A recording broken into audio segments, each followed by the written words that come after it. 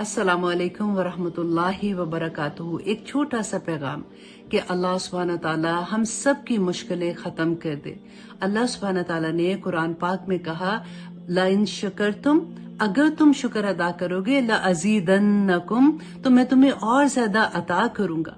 अब देखिए, परेशानियां तो हर तरह की होती है ना। अगर जॉब पे परेशानी है, कारोबार में परेशानी है, औलाद की परेशानी है, सेहत की परेशानी है, घर में किसी भी तरह की कोई भी परेशानी हो सकती है।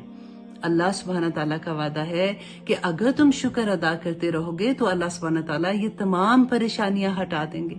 अब देखिए कि कितनी आसान बात है ना। अब शुक्र अदा करने के लिए ना तो हमें वुजू करने की जरूरत होगी, ना हमें नफल पढ़ने की जरूरत होगी। अब जिस भी हाल में बैठे हुए हैं, आप सोफे पे बैठे हुए हैं, किचन में खाना पका रहे हैं, गाड़ी ड्राइव कर रहे हैं, या किसी भी सिचुएशन में है, आप वहीं सर झुका लें। उधर ही सर झुका लेंगी तो वो आपका शुक्र का सजदा होगा। सजदा जो हम करते हैं, देखिए किसी भी जगह पे आप सजदा कर दें, अल्लाह सुब्हानहू तआला कबूल करेंगे।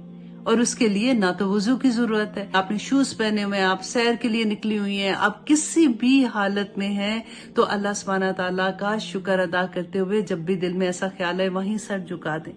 और अगर आप घर में बैठे हैं तो डेफिनेटली आप सजदे में चले जाए।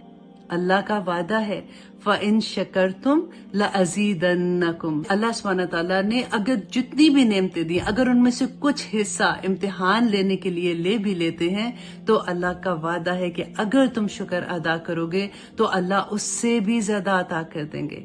इंशाअल्लाह हम सब मिलकर ये कोशिश करेंगे कि हम सारा वक्त अल्लाह सुब्हानहू तआला की तस्बीह बयान करते रहें, सुब्हानल्लाहि व बिहम्दिही सुब्हानल्लाहिल अज़ीम। और इंशाअल्लाह अल्लाह सुब्हानहू तआला हम सब की मुश्किलें आसान कर देंगे और उनको हमारी जिंदगियों में से हमेशा के लिए खत्म कर देंगे। अस्सलामु अलैकुम व रहमतुल्लाहि व बरकातुहू।